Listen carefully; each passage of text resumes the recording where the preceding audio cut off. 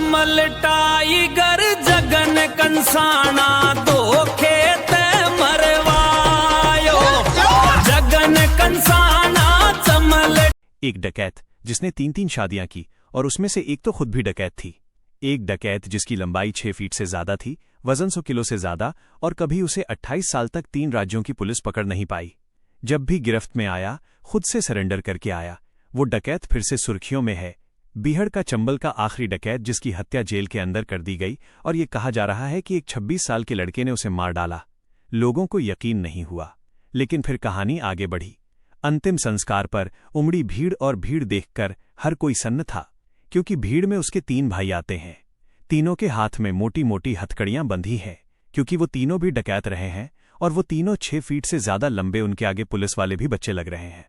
इस कहानी में कोई वीएफएक्स नहीं है, कोई हैवी एडिटिंग नहीं है, लेकिन कहानी ऐसी है जो सिस्टम सन कर देगी। अजमेर की हाई सिक्योरिटी जेल का ward number 2, block number 4, cell number 5, तारीख 29 जून 2026 जो अभी बीती है। दोपहर 3 बजे सेल के दरवाजे खोले जाते हैं। वार्ड के दूसरे कैदी आवाज लगाते हैं, जग्गू दादा उठो, अभी तक सो रहे हो क्या? लेकिन इस सवाल के जवाब में आती है खामोशी। थोड़ी देर बाद सेल का दूसरा कैदी बोलता है, कोई इसके पास मत जाना, मैंने इसका मर्डर कर दिया है। किसी दौर में राजस्थान की मुख्यमंत्री वसुंधरा राजे सिंधिया का महल उड़ा देने की धमकी देने वाला कुख्यात डकैत जगन गुर्जर, जिस पर हत्या, रंगदारी, अपहरण के 125 से ज्यादा मुकदमे थे, जिसने 1 दशक तक 3 राज्यों की पुलिस को छकाकर रखा, जिसने 4 बार सरेंडर किया और बीड़ी के बंडल पर हुए झगड़े के चलते सरेंडर तोड़कर फिर से हथियार उठा लिया, जिसने खुद 3 शादियां की, लेकिन जिसके डर से पूरे इलाके में एक वक्त शहनाई बजना बंद हो गई थी। ये कहानी है एक पुजारी के बेटे की डकैत बनने की।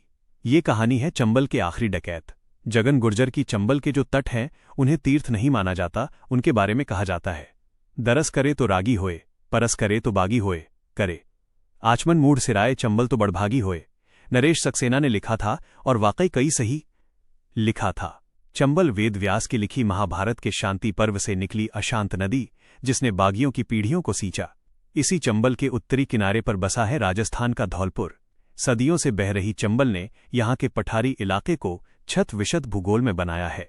आम जबान में इसे बीहड़ कहते हैं। धौलपुर का डांग इलाका इसी नदी के भूगोल पर बसा हुआ है।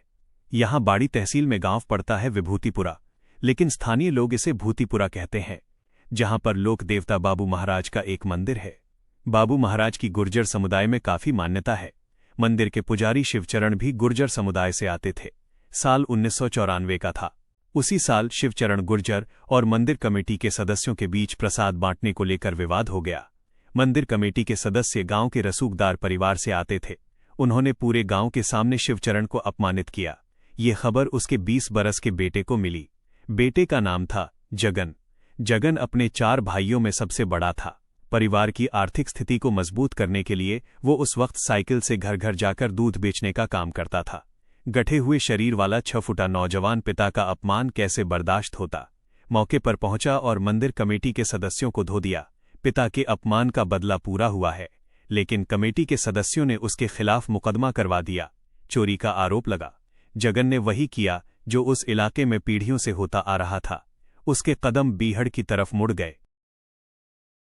बीहड़ जो चंबल नदी के आसपास बसा, मध्य प्रदेश, उत्तर प्रदेश और राजस्थान तीनों जगहों पे फैला हुआ ये क्षेत्र, जहां पे कभी डकैतों की तूती बोला करती थी।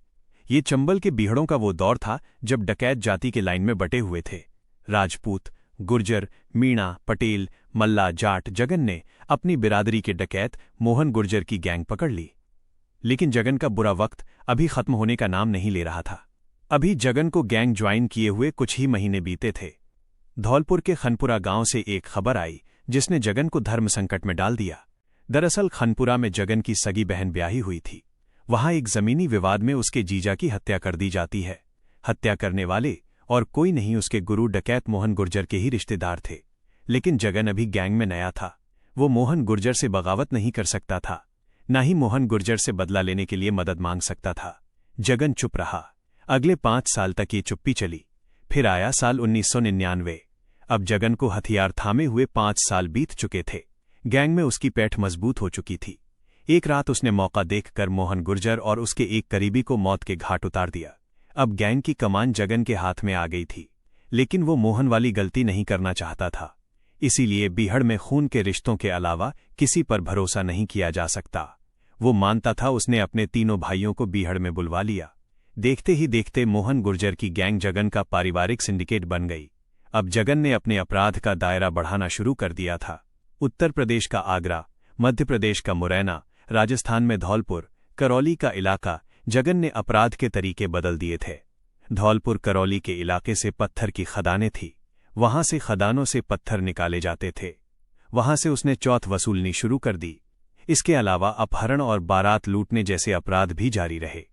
हालात ये थे कि उसके खौफ से इलाके में दूसरे लोग वो दूसरी जगहों पर जाकर के शादी करने लग गए। कई लोगों ने गांव खाली कर दिए। सरकारी कर्मचारी ड्यूटी ज्वाइन करने से पहले उसकी परमिशन लिया करते थे। तमाम कोशिशों के बावजूद पुलिस जगन तक नहीं पहुंच पा रही थी। वजह थी जगन को बीहड़ के भूगोल की जबरदस्त पकड़ थी। डांग एक पठारी इलाका है, लिहाजा चंबल का वेग यहां मध्यम है। कुछ जगह ऐसी भी हैं जहां चंबल को पैदल पार किया जा सकता है। चंबल पार करते ही अगला राज्य मध्य प्रदेश लग जाता है। सूबा बदलने से पुलिस उस इलाके में कार्रवाई नहीं कर सकती थी। जगन ने इसका खूब फायदा उठाया। बीहड़ में बच निकलने के रास्तों की खुद मार्किंग की थी। ऐसे में हर बार पुलिस के हाथ लगने से बचता रहा। लेकिन इश्क ने उसे हथियार डालने पर एक बार मजबूर भी कर दिया, और एक बार नहीं 2 बार मजबूर किया। कहानी की शुरुआत धौलपुर के ही नगर गांव से होती है। यहाँ के सरपंच छत्रीतरिया गुर्जर की जमीन विवाद में हत्या कर दी जाती है। पिता की हत्या के बाद उसकी 14 साल की बेटी कोमेश गुर्जर बीहड़ का रुख करती है। कोमेश जगन को बचपन से देख रही थी। उसके पिता गांव के सरपंच थे। जगन की गैंग कई बार उसके घर पर रुक चुकी थी। कोमेश बीहड़ में जगन से मिलने जाती थी। जगन उसे हथियार चलाना सिखाता था, पिता का बदला लेने में मदद करता था। कोमेश को जगन से प्यार हो जाता है। साल 2000 में कोमेश पहली बार गर्भवती हुई। कम उम्र में प्रेगनेंसी की वजह से उसकी तबीयत बिगड़ने लगती है। बीहड़ में डॉक्टर कहाँ से मिलते हैं? फैसला होता है कि कोमेश को बगल के कस्बे हिंडोन सिटी भेजा जाएगा। जगन गुर्जर खुद साथ जाना चाहता था, लेकिन गैंग के साथियों ने रोक दिया। एक ऊंट का बंदोबस्त किया गया और कोमेश अकेले उस ऊंट पर सवार होकर हिंडोन सिटी के नर्सिंग होम पहुंचती है। वहां उसकी डिलीवरी हुई। कुछ समय नर्सिंग होम में रहने के बाद वो अपने नवजात शिशु को वापस ऊंट पर बैठाकर बीहड़ लौट आती है। इधर पुलिस डकैतों पर लगातार शिकंजा कसती जा रही थी। 10 प्रभावित 3 जिलों में 3 आईपीएस ऑफिसर ने बीहड़ के समीकरण बदल दिए। लेकिन अब वही कोमेश बदला लेने की बात कर रही हैं और यह कह रही हैं कि उन्हें न सुरक्षा चाहिए न मुआवजा चाहिए, सिर्फ दुश्मन का नाम और पता और दुश्मनी की वजह चाहिए। बाकी वो खुद अपने से हिसाब कर लेंगी। और पूछने पर यह भी कहती हैं कि एक जगन ही तो गया है, परिवार में अभी बहुत सारे लोग हैं और हम लोग सक्षम हैं। ये कोमेश की कहानी है और अभी भी कोमेश नाराज हैं क्योंकि उनके पति की जेल में हत्या हो चुकी है। लेकिन कहानी वहां से और आगे बढ़ाते हैं। जगन बिना कोमेश के जंगल में अकेले भटक रहा था। इधर सूबे में सरकार बदल चुकी थी।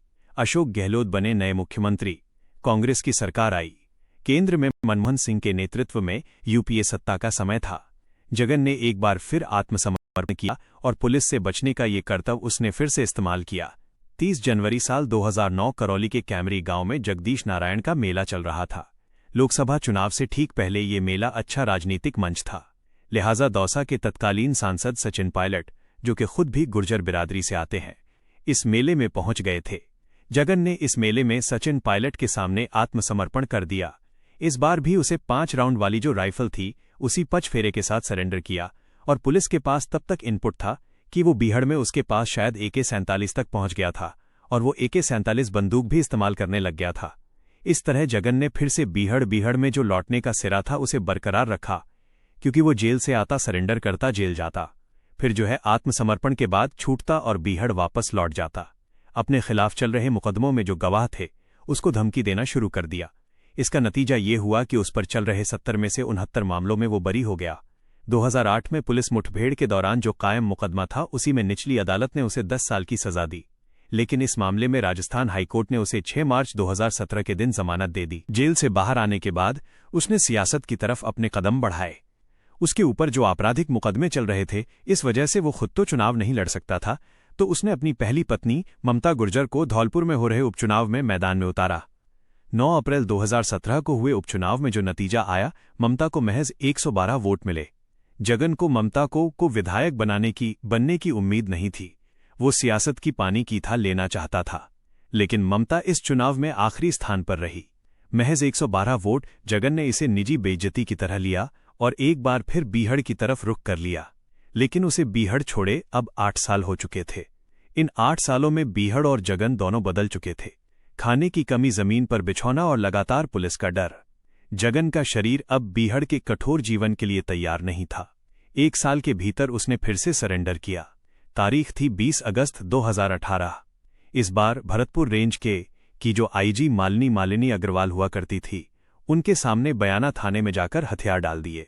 आत्मसमर्पण के लिए उसी पचपहरा राइफल का इस्तेमाल किया। 2001 में जगन ने जो सरेंडर किया था, उस समय जो बाड़ी के सीईओ थे केसर सिंह शेखावत अब भरतपुर के एसपी बन चुके थे। लेकिन इस बार भी जगन का सरेंडर 1 साल से कम ही चला। जून 2019 में वो जेल से जमानत पर बाहर आते हुए फिर से गुंडई पर उतर आया। उसने करौली के बाजार में जाकर के फायरिंग की और फायरिंग का एक विवाद हुआ, जिसमें एक दुकान वाले से उसकी कहासनी हो गई। दुकान वाले को पता नहीं था। तारीख था 11 जून 2019। उसी दिन एक बस स्टैंड के पास में दुकान वाले ने कुछ बहसी भैंसा की। झगड़ा हुआ, लेकिन फिर वो वापस आया। उसे नहीं पता था दुकान वाले को कि ये जगन डकैत है, या भाई वो तो इतना दिन जंगलों में रहा तो नहीं जानता था कि ये क्या जगन डक गुर्जर है। लेकिन फिर वो अगले दिन लौटा। फिर जिस दुकानदार ने जगन से झगड़ा हुआ था, फिर उसने दुकान खोलना उस दिन अगले दिन मुनासिब नहीं समझा। गुस्से में वो हवाई फायरिंग करता हुआ वहां से निकल गया। बसेड़ी टोल नाके पर उसी वक्त में टोलक कर्मियों ने उसे रोकने का प्रयास किया, तो उसने टोल नाके पर तोड़फोड़ की और फायर करके निकल गया। उसी दिन दोपहर में 2:30 बजे करीब एक डांग इलाके में सोनेजो का गुर्जा गांव वो पहुंचा और वहां पर मुखबिरी के शक में एक आदमी की पिटाई की। यहां से वो शाहपुर करण सिंह का एक पूरा गांव नाम करके था। उस इलाके में पहुंचा और एक परिवार को मुखबिर होने के शक पर बंधक बना लिया। ये गर्मी का मौसम था। डांग के इलाके में पानी की भारी किल्लत रहती थी। गांव के पुरुष अक्सर मवेशी लेकर आसपास के इलाकों में चराने निकल जाते थे। गांव में ज्यादातर महिलाएं थीं। जगन पर आरोप लगा कि परिवार की महिलाओं को बंधक बनाकर बंदूक की नोक पर निर्वस्त्र करके पूरे गांव में घुमाया। जगन की इसी अपराध की गूंज संसद तक सुनाई दी थी। शाहपुरा करण सिंह का जो पूरा इलाके में जो महिलाओं को निर्वस्त्र करके घुमाया गया था, इसको लेकर के तत्कालीन उस समय भी और अभी भी फिलहाल नागौर से जो सांसद हैं हनुमान बेनीवाल ने जगन के इस अपराध को संसद में उठाया था और उसके एनकाउंटर तक की मांग सदन में रखी हुई थी। बेनीवाल ने संसद में कहा था कि जगन ने जघन्य अपराध किए हैं। हाल ही में धौलपुर के बाड़ी में व्यापारियों को सरेआम पीटा, महिलाओं को निर्वस्त्र कर वहां घुमाया। राजस्थान की सरकार कानून व्यवस्था के मामले में पूरी तरह फेल है। पुलिस की नाकाम साबित हो रही है। मैं अनुरोध करता हूं केंद्र सरकार इस मामले में तुरंत हस्तक्षेप करे और सरकार से मांग संगीत है कि जगन गुर्जर जैसे खूंखार डाकू का एनकाउंटर हो। चौतरफा पड़ रहे राजनीतिक दबाव के बाद सरकार ने जगन पर 400 का इनाम रख दिया। इसके बाद जगन ने फिर पुराना पैतरा अपनाया सरेंडर का। इस बार उसने अपने सरेंडर की घोषणा मीडिया के माध्यम से की ताकि उसका एनकाउंटर ना हो सके। 28 जून 2019 के रोज उसने अपने गांव बबूतीपुरा में ही बाबू महाराज के मंदिर पर चौथी बार सरेंडर किया। इस बार 312 बोर की राइफल का इस्तेमाल किया। सरेंडर के दौरान दिखाया बंदूक। दिसंबर 2021 में जगन फिर से जमानत पर जेल से बाहर आ गया। आते उसने दहशत फैलाने के लिए बाड़ी कस्बे में फायरिंग की। इसके बाद स्थानीय संगीत व्यापारी विधायक गिरिराज मलिंगा के पास पहुंचे। गिरिराज मलिंगा ने प्रेस के जरिए जगन को अपने व्यवहार में सुधार संगीत लाने की चेतावनी दी। जगन ने वीडियो में जवाब दिया। आगे कहानी सुनने के लिए चैनल सब्सक्राइब करें और वीडियो लाइक शेयर जरूर करें। गुर्जरों का शेर, Jagan Gurjar, miss you share इस टेक्स्ट।